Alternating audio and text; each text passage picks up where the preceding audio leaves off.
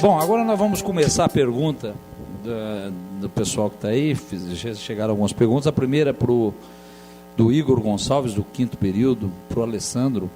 Alessandro, teve uma época que vocês tiveram um problema, né? A cebola de vocês vem lá do Chile, é isso? A cebola vem de 3 países. É. E vocês ficaram um tempo sem ter a cebola.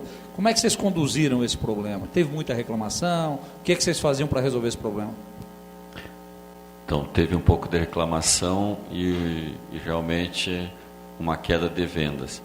Só para vocês entenderem, a cebola no hemisfério sul, você colhe ela em março e ela dura numa temperatura exclusiva, umidade do ar, no máximo 5 meses. Então, depois nós compramos vem da Espanha. Então, aqui no sul vem do Chile, 5 meses, da Espanha mais 5, e os outros 2 meses a gente compra do Novo México, que é o intervalo. E o ano passado foi que a safra do Chile, em 15 anos, teve um problema de temperatura e a cebola não cresceu. Então eles conseguiram colher a cebola, mas a cebola ficou pequena. E o nosso cardápio fala que é uma cebola gigante. Então, depois de algumas discussões, resolvemos não vender para o cliente, porque a cebola estava pequena. E as reclamações foram bastante. Então, o que a gente fez? Nós dávamos vale cebola. O cliente que ia até o restaurante queria uma cebola. Nós dávamos um vale para ele voltar quando a cebola voltasse. E conversava com o cliente, explicava. Alguns entenderam, outros não entenderam, e teve um aqui em Curitiba que foi por Reclame Aqui. E eu fui até a casa dele, falei com ele, ele veio no restaurante e depois de muita conversa ele acabou aceitando. Porque ele queria que nós vendêssemos uma cebola pequena e que fossem 2 cebolas. Mas a cebola, ela até, o gosto estava normal, estava gostoso. Só que a pessoa que vai no Outback, ela quer comer a cebola gigante. E vem uma flor, é bonito. Então a gente resolveu não vender. E como a gente vive, né, você não pode ter o clima, não temos controle do clima, então foi realmente uma fatalidade, né? E daí o cliente, alguns entendem, né, que é o clima, outros não. Então realmente é uma situação difícil. Nós, como proprietários, você não tem o que explicar para o cliente, né? O cliente não entende, né? Patrícia, a Isabelle, do 5º período também, ela pergunta o seguinte: seus pais fundaram a empresa e é claro que isso acaba colocando o teor de tradição à imagem da empresa. Você já teve dificuldade para equilibrar tradição e inovação das suas estratégias? Se sim, como lidou com a situação? Como é que moderniza uma empresa tão tradicional assim? Quando nós assumimos, eu e meus irmãos, nós tentamos a questão de alterar os processos, né? Porque meus pais, eles não tinham estudo, eles não tinham conhecimento, eles tinham apenas vontade, né? Quando nós assumimos, eu já tinha estudado e já tinha levantado algumas questões que poderiam ser inovadas, né? Então, os nossos clientes reclamavam da questão de que o cardápio era igual por 20 anos ficou igual, ele não mudou, não tinha inovação, não tinha novos produtos. Então, nós fomos em busca para colocar novos produtos, né? Houve a questão da informatização, que isso foi em todos os restaurantes. Então, a questão de uns 7 anos, nós informatizamos todo o processo, né? Eu acredito que o básico, que é o nosso cliente, que passa de várias gerações, nós temos a felicidade de ter clientes que começaram a namorar, casaram, têm filhos e hoje já está na 3ª geração, né, que são os nossos clientes. Então, acredito que a tradição, o que a gente não mexe, é aquela questão do time que está ganhando. Então, os produtos que são os mais queridos, o que todo mundo comenta que é o melhor, isso a gente não mexe. A gente alterou apenas a questão do treinamento com os funcionários, a questão da informatização, melhorar o processo, diminuir o tempo que o cliente espera pelo produto. Então, essa foi a questão de inovar. Agora, os produtos que são os queridos, o que os clientes buscam há anos, isso não. Isso a gente realmente não mexeu. Só inovou o cardápio, mas Os carros-chefes, por exemplo, quem é nosso cliente lá conhece, por exemplo, o Big Halley. Foi lançado em 1986 pelo meu pai, na época da passagem do Cometa Halley, né? E era para ser passageiro, era uma coisa sazonal, né? Só que deu tão certo e pegou tanto que está no cardápio até hoje, né? Então, às vezes as pessoas olham e não entendem por que o nome, por quê, né? Então, até ligar uma coisa a outra, mas a gente tenta unir as duas coisas. Inovação com tradição. Ô, Délio, eu vou perguntar para você aqui. Tem uma pergunta do André, apesar da gente já ter falado um pouquinho sobre o assunto, ele pergunta o seguinte: caso o Fênix voltou à mesa de debates, se chegar lá no Délio, chamar o deck de puxadinho, dizer que a comida é cara, e aí, o Délio vai responder tranquilo? Como é que é? Não, eu já falei, né? Graças a Deus eu tenho minha esposa e ela me acalma. Saco de pancada, coitada. Ela me acalma nessa hora. Primeiro que o meu caso é mais simples, porque eu tenho assim uma fama da simplicidade, da comida simples, o puxadinho é mesa, são varandas, são todo de plástico. Mas claro, se eu tenho essa simplicidade toda e reclamam que é caro, então aí faz sentido de eu ficar nervoso e de ficar tenso e de pensar o que eu estou fazendo de errado, né? Mas, como eu falei desde o começo, onde a fumaça há fogo. Se a pessoa está reclamando, um pouco de razão ela tem. E, mais uma vez, a gente tem que agradecer quando alguém, isso acontece, amigos meus, né, vão nas minhas lojas e falam: Délio, vem cá, aconteceu isso. Dá para você arrumar, dá para melhorar. Desculpa, eu sou chato. E do fundo do coração eu agradeço a pessoa de vir reclamar para mim e de estar contribuindo. É uma questão de princípio. Eu fui educado de uma forma diferente e acho que cada um tem um jeito, né, de reagir assim às reclamações. Mas eu sou bem assim, me dói no coração quando falam mal da nossa empresa. Mas dói no coração não da pessoa, dói no coração de estar errando, de ter frustrado, né, a expectativa do cliente. Isso que é triste. E por isso a gente tem que ser humilde e assumir e tentar melhorar. Qual foi a maior dificuldade que vocês tiveram para estabelecer a marca? Abaixo tem 10 anos, é isso? Não. 15 anos. 15 anos fez esse ano. Qual foi a maior dificuldade para estabelecer a marca, para se consolidar a marca? Aí eu acho que a concorrência, né? Nós entramos numa época, 15 anos atrás, tinham várias marcas já consolidadas no mercado. E nós éramos mais uma pizzaria, simplesmente, né? Entramos com uma marca, inicialmente tínhamos um outro nome, uma pizzaria pequena, não fechamos, não sei por que motivo não fechamos. Até hoje a gente eu pergunto pro meu irmão às vezes, por que a gente não fechou, que vendia 10 pizzas num dia, 12 no outro, 6 no outro, 15. E passamos assim um ano e pouco, até não sei por que mantivemos. Quando mudamos o nome, mudamos o local, o negócio começou a andar. Mas a dificuldade principal foi essa, a concorrência, né? Eu acho que para todos, o mercado hoje ele é exigente, né? Nós tínhamos uma inexperiência muito grande no início, muito grande, porque a gente não tinha o conhecimento, né, de alimentação. Eu acho que ninguém de nós aqui trabalhou com alimentação. Eu não vim numa família que trabalhava com restaurante, né? Minha família trabalhava com materiais de construção, apesar de nunca ter nenhum prego na pizza, nenhum parafuso, nem nada, mas afinal trabalhava com isso, né? E a gente teve essa dificuldade de conhecer o mercado e literalmente desbravar o mercado. E a concorrência está aí, né? A gente hoje, nós não paramos nunca de aperfeiçoar todos os procedimentos nossos e tudo que nós, né, construímos aí, porque a concorrência ainda está sempre viva, né? Sempre latente. A gente não pode em nenhum momento baixar a guarda, né? Achando que porque tem 10 pizzarias, 15 ou 20 ou 30... está tudo bem, o mercado está dominado, ou tem 15 ou 30 anos de mercado. Isso a gente vai ter, eternamente a gente vai ter que correr atrás, e estar atrás do balcão e trabalhando. Isso naturalmente eu acho que vai acontecer. E quem está envolvido nesse mercado, né, que é muito bonito, né, trabalhar hoje com alimentação, as pessoas que estão consumindo, né, acho muito bonito, é muito legal ver o restaurante cheio e tudo, mas é um trabalho bem árduo, né, de segunda a domingo, sem folga, sem final de semana, sem nada. Você, Délio, já teve vontade de desistir em algum momento? Já deve ter visto casa vazia, sem cliente, conta para pagar, funcionário para pagar. Dá vontade de desistir? Como é que você reagiu a isso?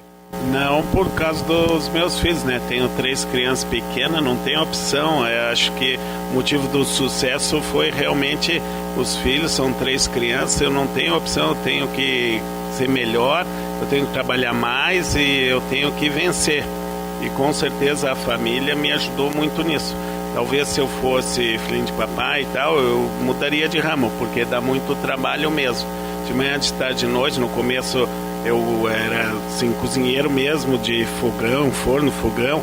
Minha esposa ficava no salão, ficava fazendo doce, era bem puxado. Então, se eu tivesse mais dinheiro ou opção, eu procuraria outro ramo.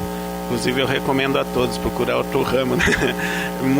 Porque é muito puxado, é sábado, domingo, feriado. Hoje, pra gente estar aqui, foram 15 anos, né? Acho que nós todos aqui, uns mais, né? Mas foram muitos anos para você conseguir tirar um dia para sair do teu restaurante. É muito puxado, mas desistir não. Tem muito problema? Tem, mas eu costumo dizer e falo para vocês, eu já refleti muito sobre isso. Tenho certeza que vocês vão concordar comigo, quem tem loja em rua principalmente.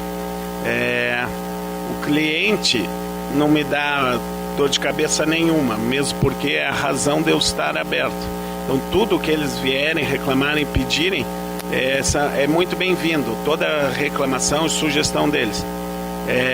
Trabalhista, RH, da mesma forma.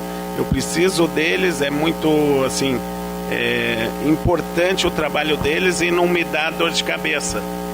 O que dá é bem normal. Agora, o que me dá muita dor de cabeça e não tem solução, é impressionante, é a burocracia desse país. Realmente você conseguir abrir uma loja, manter ela aberta, você tem que ser mágico, tem que fazer cada coisa que você não imagina. Para você conseguir ocupar o recuo, que é proibido, você conseguir abrir numa esquina, às vezes você não consegue porque não tem estacionamento, você não consegue porque o bombeiro quer saber que tinta que está usando, como que é a escada, como que é o corrimão, eles medem, se tem 1 centímetro errado, não autoriza e não dá o alvará. O urbanismo é bem burocrático, bem difícil, e são coisas que eu tenho 3 lojas, eu vejo eles pedem para uma totalmente diferente do que pede para outra, tanto o bombeiro como o urbanismo, como a saúde pública. Então as exigências são sem pé nem cabeça. Claro que não adianta eu falar isso para eles, né? Querer brigar com o poder público. Mas eu vou lá com jeitinho e vou levando, e vou levando, e vou levando. Então só me dá vontade de desistir quando eu enfrento o poder público, a burocracia desse país. Quanto a cliente, funcionário, é uma alegria. Obrigado, Délio. Tem uma pergunta da Ana Paula. Na verdade, tem 2 perguntas da Ana Paula, acho que as 2 para o Outback. Vamos lá, senhor Alessandro. Você disse que tem uma central de assistência ao cliente, tem uma pesquisa mundial que é igual para todo mundo. Só que a gente sabe que de um país para o outro muda a cultura, às vezes até aqui no Brasil, de um estado para o outro muda muita cultura, né? A pergunta dela é o seguinte, isso não influencia no resultado da pesquisa? E outra pergunta que ela faz é o seguinte, vocês procuram atingir um segmento específico de clientes?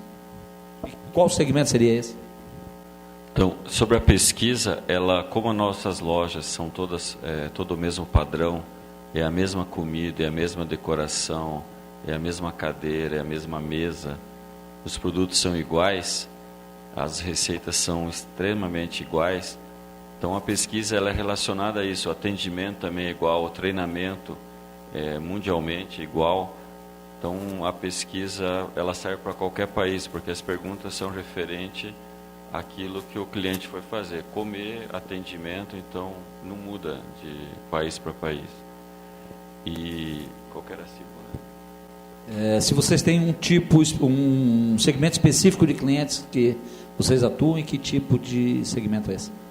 Não, para nós todo cliente é cliente, indiferentemente da classe. Entrou na loja, para mim é um cliente. Se ele vai gastar R$100 ou ele vai gastar R$10, é um cliente. Nós somos um restaurante bem informal.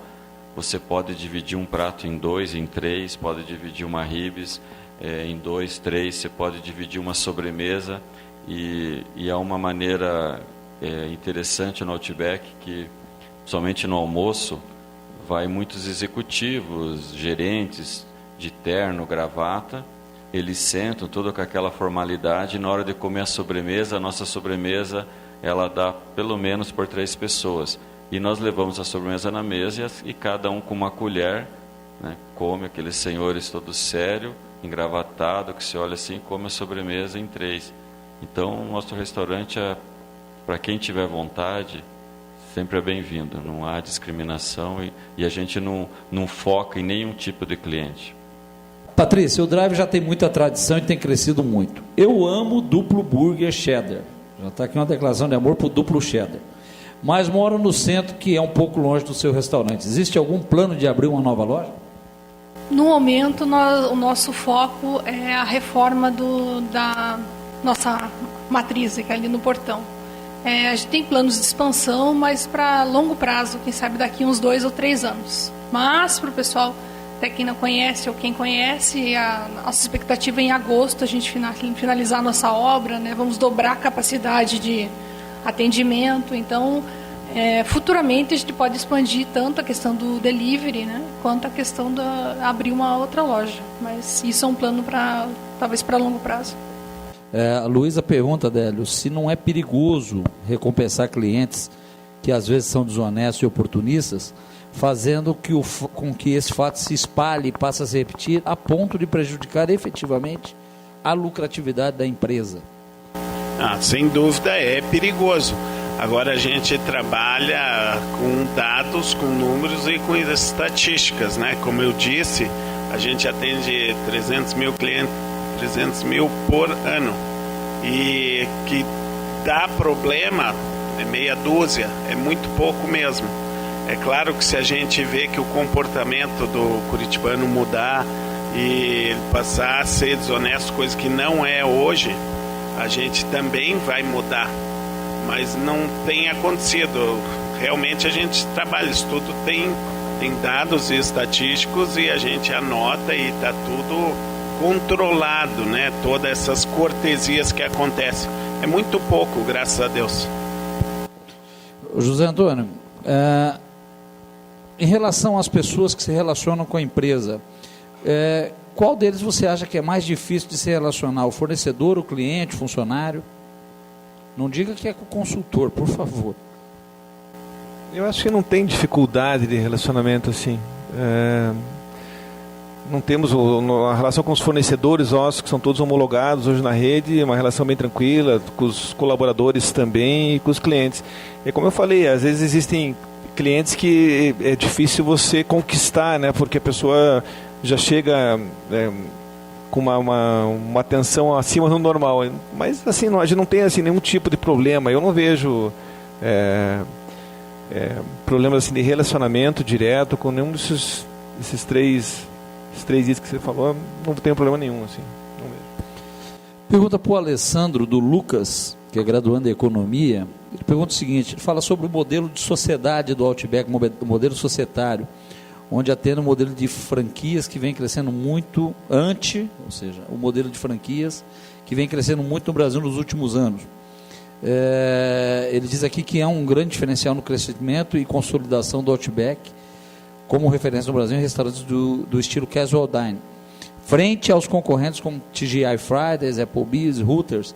Ele pergunta o seguinte, esse é um diferencial? As outras marcas, Applebee's, Hooters, estão vindo com o modelo de franquias.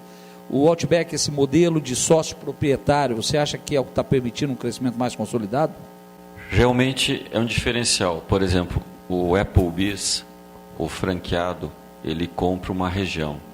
Então ele tem que ser realmente uma pessoa que tenha muito dinheiro. Por exemplo, aqui no Sul eu conheço a pessoa, ele é de Porto Alegre, ele está com 2 Applebee's em Porto Alegre. Ele já tentou várias vezes ir para Curitiba, mas ainda não veio. E como ele é um investidor, ele não está na frente do negócio. E se você for verificar todos os restaurantes de sucesso, aqui temos 3, o dono sempre está na frente do negócio. Se você for ver outros em Curitiba, os donos estão na frente do negócio.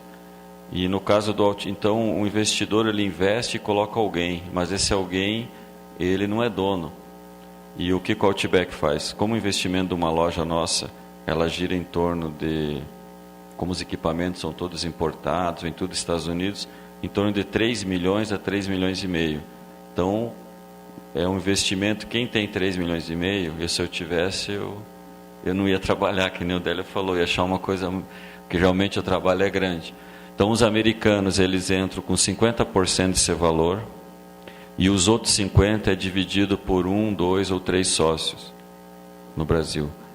E esse sócio, para você ter uma ideia, quando eu entrei, eu já trabalhava numa empresa há 19 anos, tinha uma previdência legal, tinha apartamento, eu morava em Florianópolis, sou paranense, mas morava em Florianópolis, tinha um apartamento lá, tinha um apartamento aqui, tinha algum dinheiro guardado, recebi mais um dinheiro do meu pai e vendi tudo, fiquei 8 meses em São Paulo treinando, sem ganhar nada, minha esposa morando em Florianópolis com 2 filhos, teoricamente mantendo o mesmo padrão de vida.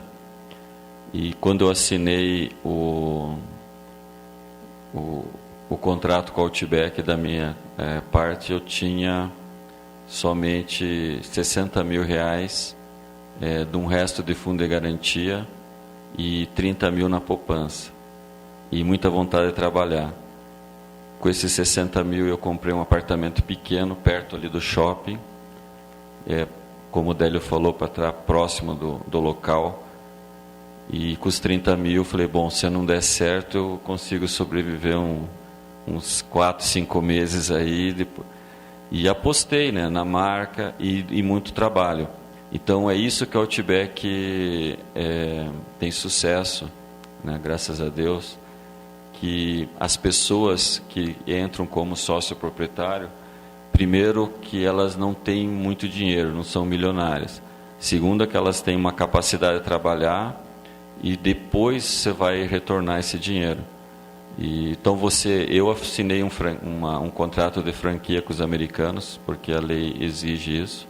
São 115 páginas, toda escrita em inglês. Eu não entendi tudo que estava escrito, mas eu perguntei para o meu sócio brasileiro, que era um americano. Ele falou assim, você confia em mim? Eu falei, confio, então assina. Estou feliz. E o Outback, ele proporciona isso. Você começa com uma loja, e eu já estou com 5 anos, eu estou já negociando para eu virar sócio de mais 5.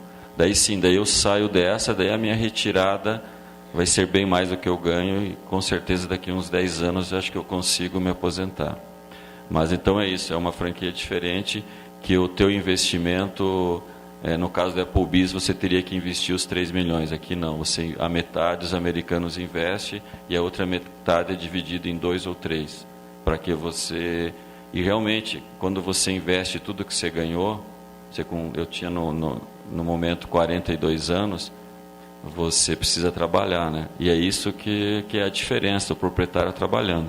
Então, se você for ver, você está aqui, eu gosto muito sem fazer propaganda, eu sou amigo dos 2 irmãos do Barolo. E se você ver o sucesso dele de 12, 13 anos, se você for lá no almoço, eles estão lá. Se você for lá no jantar, eles estão lá. E hoje, o que eles ganham hoje, eles ganham muito bem. Pode ter certeza que eles podiam ter uma vida muito boa. Mas eles continuam lá, porque no momento que eles saírem de lá, o Barolo não vai mais ser o mesmo. Eu acho até bacana reforçar isso. A gente tem muito jovem aqui, a gente está ouvindo falar muito de empreendedorismo hoje. Recentemente eu vi uma pesquisa que o maior sonho dos jovens é ter seu próprio negócio. E a gente acha isso muito bacana. Eu acho que o Brasil tem muito espaço para crescer, para ter novos empreendedores. A preocupação é quando às vezes você ouve o motivo por que eles querem ser o próprio patrão. Porque eles querem fazer o próprio horário, porque eles não querem trabalhar tanto, né?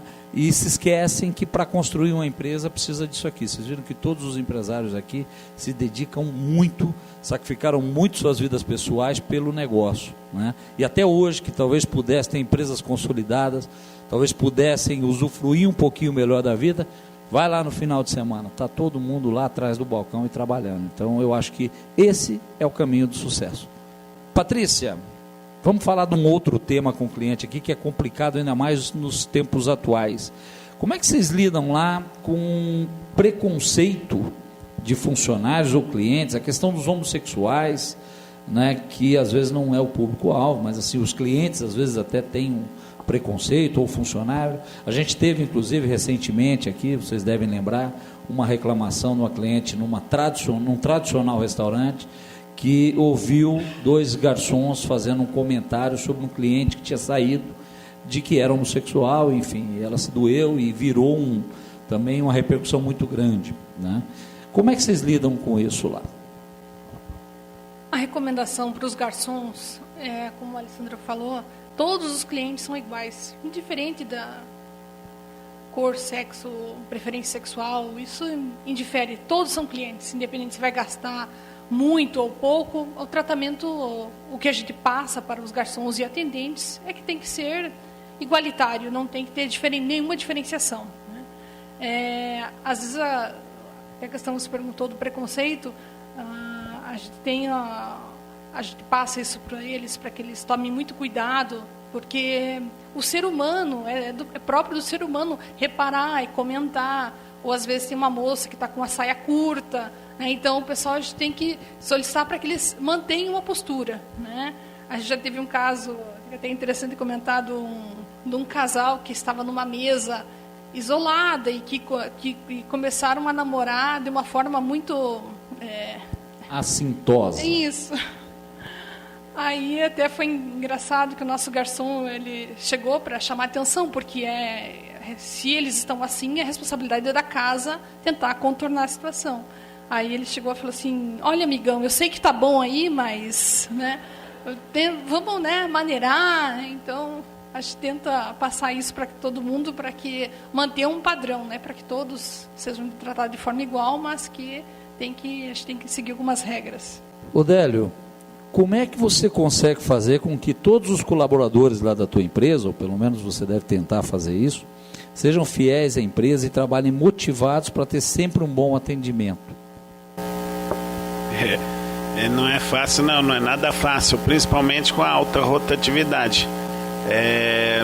Por mais que a gente valorize o funcionário, trate bem o funcionário, que a gente pague bem, é uma juventude hoje que faz curso de chefe e tal, e eles saem para aprender novas experiências, principalmente porque não tem medo de ficar sem serviço, porque tem muita oportunidade. Então, treinar para o seu restaurante, que um é diferente do outro aqui, o Outback tem um treinamento muito particular, né, de ajoelhado lá da mesa, aquele esquema. Então, esse treinamento particular da tua empresa é muito difícil, é muito exaustivo. Você não pode ter preguiça nunca, não pode se cansar, tem que falar todo dia, tem que escrever, tem que mostrar, tem que dar o exemplo. É bem complicado, mas apesar, né, da rotatividade, é incansável, é todo dia.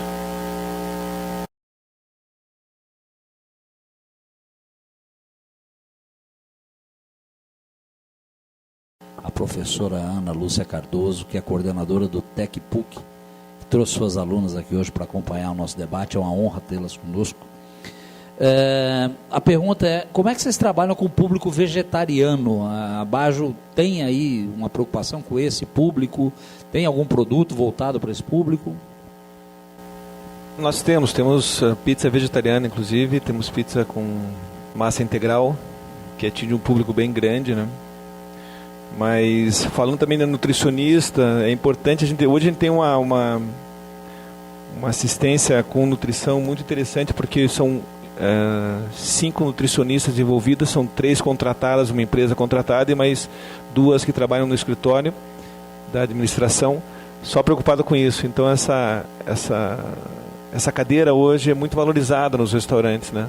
Porque tem uma orientação e que nós não tivemos no início, como eu falei, a gente não tinha o conhecimento, né, de restaurante, e foi muito útil para nós, e hoje é uma profissão muito valorizada no meio no meio dos restaurantes, das pessoas que trabalham com alimentação, essa unidade. Mas temos sim opções de pizzas vegetarianas com esse mercado. Só para finalizar, tem uma pergunta, eu gostaria de ser aberta para quem quiser responder.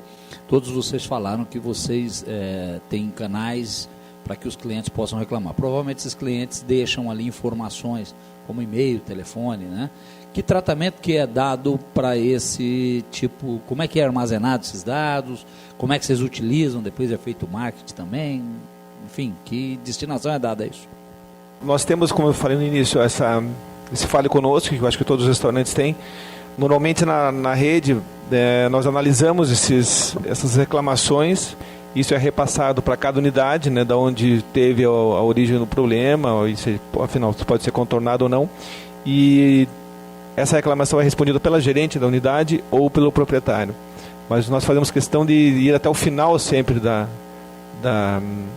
do problema, né, e resolver a qualquer custo, né, depende do nível do problema, mas é de extrema importância sempre o cliente estar satisfeito e ter a sua dúvida, o seu problema resolvido, né? Nós atuamos, acho que é uma preocupação geral isso, não só de restaurantes, mas hoje do comércio em si, o tratamento com o cliente e a solução do problema sempre, né? E eu como cliente também já utilizei várias vezes esse canal e já fui muitas vezes me solucionar o problema e outras vezes não, e eu guardo os problemas que não foram solucionados, nós gravamos e não voltamos mais no local, ou não compramos mais aquele produto. Mas é uma preocupação muito, muito grande, a gente sempre está bem atento a isso. Eu acho que a gente aprende também com as informações negativas. A gente coleta muito e-mail, nome, data de nascimento de clientes. É bastante. É frustrante para mim, porque quando eu quero fazer uma promoção, Dia das Mães, Dia da Mulher, ou mandar um e-mail para esses clientes, eu não consigo. Então são 10 anos de frustração. Mas a gente sempre tem que como melhorar, né? Eu até tenho salvo isso, são bancos de dados que tem na internet, mas eu ainda não estou conseguindo utilizar isso. É uma forma, um canal de marketing que na minha empresa está subutilizado bastante. Dá para melhorar 300%. Mas eu fico feliz sempre que tem uma perspectiva de melhora, né? A gente já está bem, já vai muito bem, e ainda dá para melhorar, muito bom. Mas é uma pena que é muito subutilizadas essas informações, te respondendo. Aniversário, o que é mais simples do que, mais óbvio do que isso? Chega no aniversário, tá lá automaticamente, já vai o parabéns e tudo. Não acontece isso. Tem 10 anos que eu peço, pago e não consigo, infelizmente. A gente vê hoje muito canal de reclamação de clientes. O cliente hoje tem inúmeras oportunidades, inúmeros canais para reclamar. E eu tenho tido a oportunidade de trabalhar muito com treinamento e a gente conversa muito com as pessoas que estão lá atendendo. Como vocês viram, não é um trabalho fácil, né? Enquanto a maioria dos clientes estão lá, lazer, as pessoas sacrificam seus finais de semana, sábado, domingo, e eu tenho certeza que a maioria está ali tentando realizar um bom trabalho. E a gente percebe quanto um elogio é poderoso, né? Quando a gente vai conversar com o cliente e ele diz assim, olha, eu queria deixar registrado que o garçom me atendeu muito bem, o que eu queria é convidar todos vocês a tentar mudar e revolucionar o atendimento, que eu acho que é o que todo mundo quer. Todo mundo que sai, vai gastar em algum lugar, vai ter uma experiência, vai sair para jantar, para almoçar, para se divertir com os colegas num bar, todo mundo espera ter uma experiência legal, todo mundo espera receber um bom atendimento. E eu tenho percebido que às vezes o elogio tem mais poder de melhorar o atendimento do que a crítica. Não que a crítica não seja importante, como todos disseram aqui, a crítica é fundamental para que a empresa direcione o que ela precisa melhorar. Mas para a pessoa que está ali atendendo, para o atendente que está ali, o elogio tem um poder muito grande. Então a gente criou um movimento, está lá no Facebook, para quem quiser procurar, quem quiser participar, que é um movimento chamado atendimento de primeira. De primeira tem a ver aí com os passes de primeira da Copa, e também porque quando a gente vai no lugar e a gente é bem atendido, a gente fala, nossa, recebi um atendimento realmente de primeira, né? E o que a gente quer nesse espaço? A gente quer compartilhar experiências boas, tá? Então, canal para reclamar já tem bastante. Esse aqui não aceita reclamação. Esse aqui é só para quem quer compartilhar alguma experiência positiva, para quem queira fazer algum elogio a um profissional que atendeu bem, que você notou que se esforçou, tá? Não precisa dizer se não for verdade também. Se o cara não tratou bem, não diga. Mas se ele tratou, vamos também ajudar essas pessoas a se motivarem. Alguém falou em motivação aqui. A melhor motivação que um atendente pode ter é um elogio do cliente, não é do chefe dele. Um cliente realmente é o que vai fazer com que ele queira sempre melhorar e até cria uma reputação para a empresa, porque uma empresa, quando ela é elogiada por um cliente, ela vai querer sempre manter essa reputação do bom atendimento, né? Então eu acho que a gente pode mudar também pelo elogio, mas como a gente sabe, as pessoas gostam muito mais de reclamar, às vezes se esquecem da importância de elogio. Então eu gostaria de convidar todos vocês, sempre que estiverem em algum lugar, independente se é restaurante, se é uma borracharia, se é uma loja de celular, mas que você foi bem atendido, dá uma entradinha lá no nosso movimento, lá, compartilha um vídeo da pessoa, uma foto, faz um selfie com o garçom, sei lá, por que não, né? Vai lá e coloca, olha, fui bem atendido, pega o nome dele, fulano aqui trabalha bem, vamos fazer esse cara se sentir valorizado e inclusive inspirar outras pessoas a também receber esse elogio, tá bom? É o convite que eu faço a vocês. Eu quero, para finalizar, agradecer mais uma vez aí a disponibilidade dos nossos empresários, que gentilmente aceitaram o convite, né? Eu sou muito grato, sempre que a gente pede, vocês estão aí nos ajudando. Eu tenho certeza que contribuíram muito com toda a plateia aqui, com as suas opiniões, compartilhando suas experiências, né?